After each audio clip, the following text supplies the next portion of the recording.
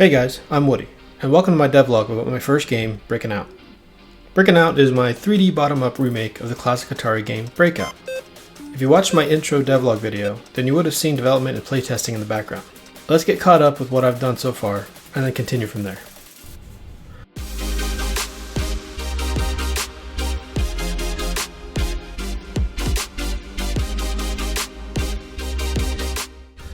First things first, I needed to create 3D assets for the game, and like many, my budget is limited, so everything I use is either free or on a free trial. Thankfully, Blender is completely free.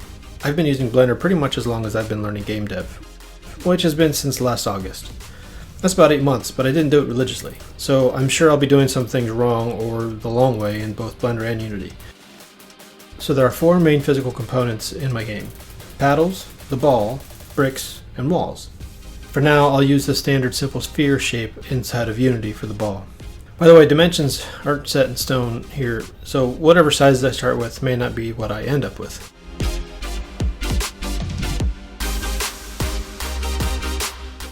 It took a little bit for me to figure out how to represent the different paddle sizes to the player, and although I haven't tested it yet, I think I can do it by changing the distance of the camera to the paddle. And actually, because the camera is a child of the paddle and pretty much sits inside of it, I'll have to be sure that when the paddle sizes change, no part of the paddle can be seen while the camera shifts positions. Now that leaves the bricks. I plan to have 10 rows and 8 columns for a total of 80 bricks at the start of the first level. As the player progresses through the levels, the playfield will change and the pattern of the bricks will also change. I also intend to add unbreakable bricks at certain levels, but again, that comes later. So for now, I have the 4 main components for my game.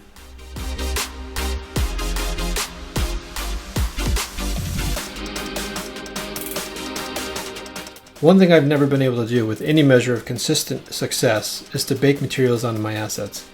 So instead, I'll just apply the materials in Unity. It's easier for me that way anyway.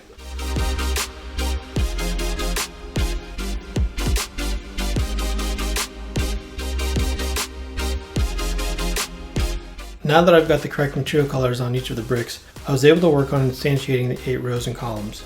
It was slow going at first because I couldn't figure out how to instantiate the first brick of the first row at the right location.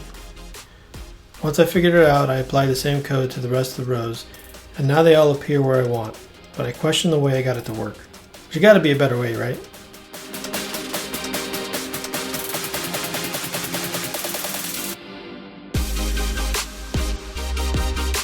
The next thing I worked on was the sound effects for whenever the ball hit the paddle, bricks, and the walls. I went around my house with a wooden chopstick banging on different surfaces and objects while recording it with my phone until I got the 3 that I wanted. They ended up being too annoying and I decided to change it later.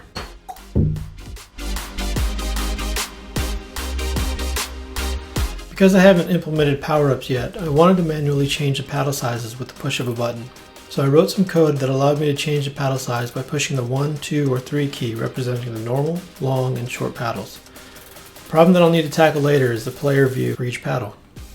My goal is to make the size of the player's viewport the width of the paddles. I need to figure out the right combination of the camera's distance from the paddle, width of its view, and depth of view to the bricks.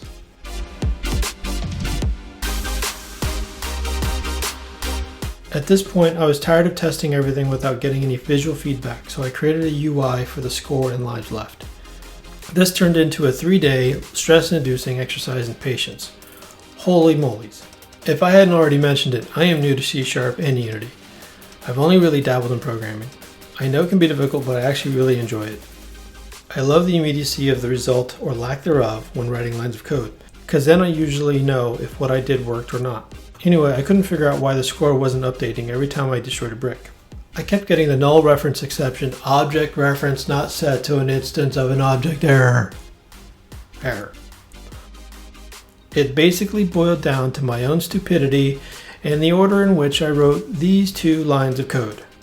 Needless to say, I fixed it.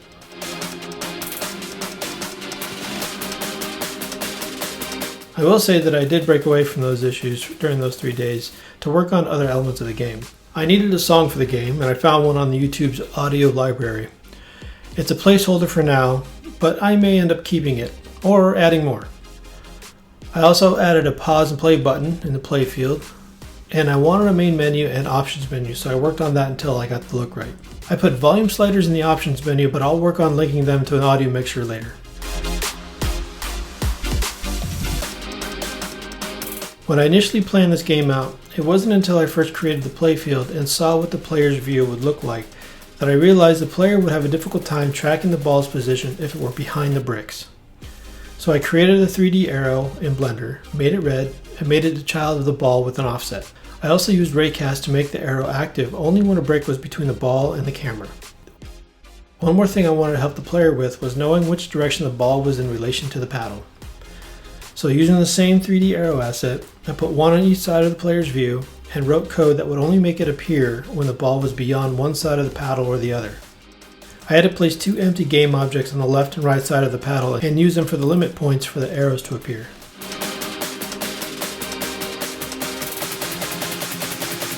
Getting it all to work, I wanted to create a game over scene with the UI telling the player how many bricks they broke during the previous round. That left one remaining bug to fix. I don't know how or why this is doing what it's doing, and I'm open to any help whatsoever. I spent all day trying to figure it out with no luck. I think what I'm going to do next is work on using only one game manager for all scenes and set all my controller scripts to that game object. From all the things I've been reading, that seems to be the right thing to do, so I'll try it. Hopefully I'll end up fixing the special effects volume slider and the glitchy game over scene in the process. Well, that's it so far. If you made it this far, comment what your favorite fruit is down below. Thank you for watching. I really appreciate it, and I hope you come back for more. Please don't forget to like, comment, and subscribe. I'm open to any suggestions and criticisms, good or bad, so let me have it. I hope you have an awesome day.